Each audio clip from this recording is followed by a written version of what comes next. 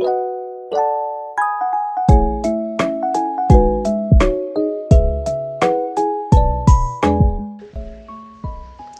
1. Bayangkan jika Anda adalah seorang guru matematika di kelas 7. Saat ini, Anda hendak menyampaikan materi mengenai matematika sosial, yakni mencari nilai rata-rata atau mean. Untuk memudahkan peserta didik dalam memahami pembelajaran, Anda mencoba untuk membuat urutan atau langkah-langkah yang perlu diikuti oleh peserta didik agar dapat mencari nilai rata-rata pada sebuah soal. Anda meminta kepada peserta didik untuk mengerjakan soal yang Anda berikan. Hasilnya, peserta didik mampu mengerjakan dengan benar sesuai dengan langkah yang telah Anda siapkan. Beberapa saat kemudian, Anda meminta kepada peserta didik untuk mengulangi soal yang sama tanpa melihat urutan pengerjaan soal, dan peserta didik mampu mengerjakannya dengan benar.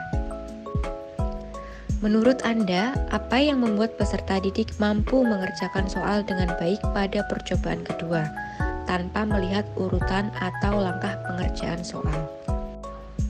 Jawaban, sebagai guru yang dimaksud dalam kasus 1, guru menggunakan model penugasan dan latihan soal dengan langkah-langkah pembelajaran, menyampaikan tujuan yang ingin dicapai, memberikan materi, kemudian mengerjakan contoh soal, memberikan soal sesuai dengan kemampuan peserta didik, dan dalam percobaan kedua, peserta didik sudah memiliki konsep yang baik dalam mengerjakan soal yang pertama.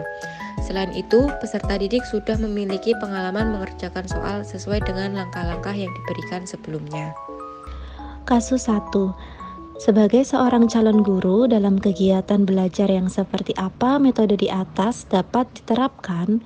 Elaborasi jawaban Anda dengan menyertakan teori yang berkaitan. Jawabannya, teori belajar yang digunakan dalam kegiatan belajar di atas yakni teori konstruktivisme, teori sosial kognitif, dan teori behavior. Pada teori konstruktivisme, pada proses pembelajaran, peserta didik membangun pemahaman serta pengetahuan mereka sendiri melalui pengalaman yang telah dimilikinya.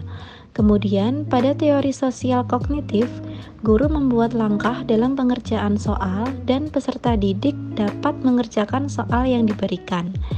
Serta dalam teori behavior, peserta didik melakukan latihan yang berulang sehingga peserta didik mampu mengerjakan soal pada percobaan kedua. Kasus 2. Rina adalah seorang guru di kelas 1 sekolah dasar. Sebagian besar peserta didiknya belum bisa berhitung dengan lancar. Rina sedang memikirkan cara yang sesuai untuk membantu peserta didiknya menyelesaikan tantangan belajarnya. Menurut Anda, apa yang dapat Rina lakukan untuk membantu peserta didiknya sesuai dengan tahapan perkembangan usia? Peserta didik kelas 1 SD memiliki rata-rata usia sekitar 7 tahun, di mana menurut Piase pada usia tersebut berada pada tahap praoperasional. Peserta didik masih belum memaksimalkan logikanya, sehingga yang perlu dilakukan pertama kali oleh Rina adalah melihat tingkat pemahaman angka yang dimiliki oleh setiap peserta didik. Sehingga nantinya ketika konsep pemahaman angka yang dimiliki peserta didik sudah tepat, maka pembelajaran selanjutnya akan lebih mudah diikuti oleh setiap peserta didik. Mengapa Anda menyarankan hal tersebut? Elaborasi jawaban Anda dengan menyertakan teori yang berkaitan. Teori yang sesuai menurut kami adalah teori behavioristik, sosial kognitif, dan humanistik. Pada teori behavioristik, pembelajaran berpusat pada guru, yang mengedepankan pemberian pengulangan di setiap materi yang diberikan kepada peserta didik. Pada teori sosial kognitif, guru memberikan konsep pemahaman angka kepada peserta didik. Dan pada teori humanistik, guru merancang pembelajaran yang disesuaikan dengan tahap perkembangan usia peserta didik. Kasus yang ketiga yaitu Adamade adalah seorang guru yang mengajar di salah satu sekolah negeri di wilayah Bali. Ia mengampu mata pelajaran bahasa Indonesia. Ia hendak mengajarkan materi teks deskripsi pada peserta didiknya. Pada buku cetak yang menjadi panduannya saat mengajar, terdapat beberapa contoh teks deskripsi menceritakan tentang bangunan-bangunan pencakar langit yang ada di ibu kota. Dengan memperhatikan latar belakang setiap peserta didiknya, Made pun mencoba untuk memberikan contoh yang berbeda. Ia memberikan contoh teks deskripsi tentang pantai dan makanan khas di Bali. Menurut Anda, apakah pertimbangan dan keputusan Made sudah sesuai?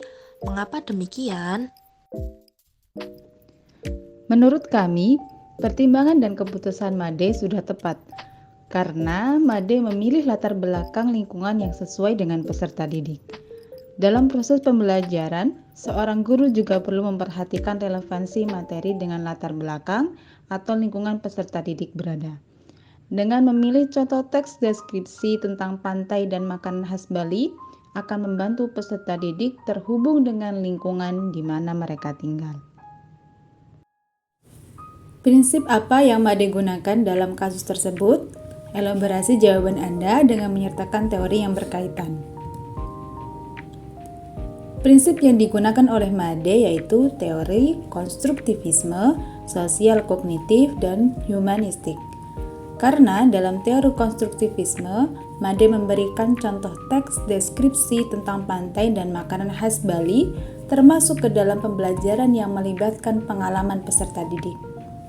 Dalam teori humanistik, Made memperhatikan latar belakang peserta didik dengan memahami pengaruh lingkungan sosial dalam pembelajaran, menyediakan contoh nyata yang peserta didik sudah terlibat di dalamnya, dalam hal ini aspek budaya lokal Bali.